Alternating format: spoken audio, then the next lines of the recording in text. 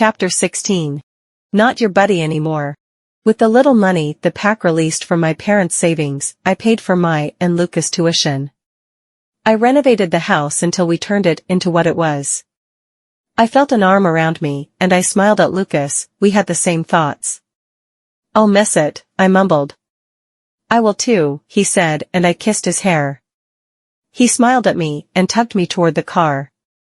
I grimaced when I saw Gamma Jet, and he did the same. Why didn't he like me?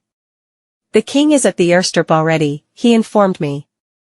I nodded. Wyatt had business to take care of, so we agreed to meet at the strip. He extended his hand to help me in the car when I caught the scent of someone. Grayson.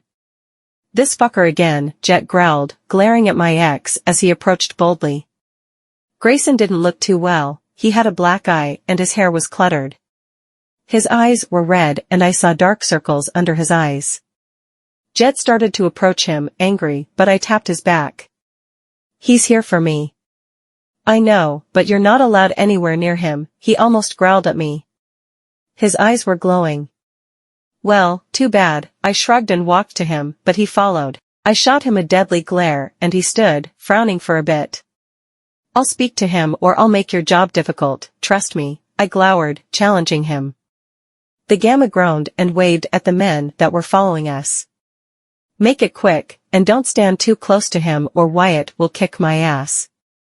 "I'd love to see that," I grumbled as I walked towards Grayson. "What happened to you?" I sneered. Grayson sighed and ran a finger through his hair. "That Dick King did this," he growled lowly, his eyes moving past my shoulder to Jet. I glanced back at the Gamma, who had a proud look on his face.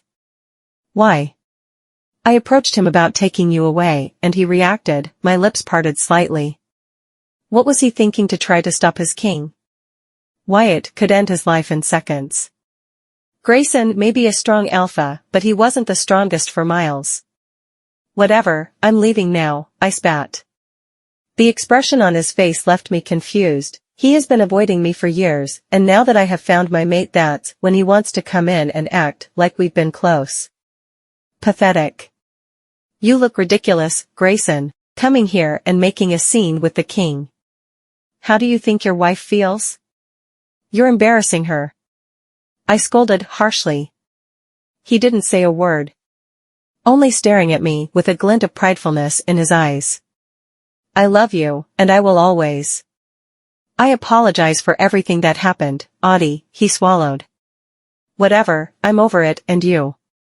"Goodbye," I said and turned around to leave, but he followed me. He went to Luca, who only glared at him. "Hey, buddy." "I'm not your buddy anymore," Luca said calmly. The two used to be close, but it all changed after what happened, and my brother loathed Grayson for not sticking by us.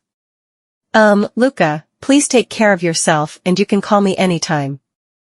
Lucas only rolled up his window, and Grayson looked pained by this. His eyes glistened, but he smiled. He raised his hand to caress my cheek, but a warning growl erupted from Jet's chest. "Let's go now, Luna," he emphasized the word Luna, not taking his eyes off Grayson. I entered the car, and Jet drove us. I held Lucas' hand and I closed my eyes, letting go of all the bad memories, the betrayal, the hurt, the cell, and the misery. I was starting anew. I needed this for myself and Lucas.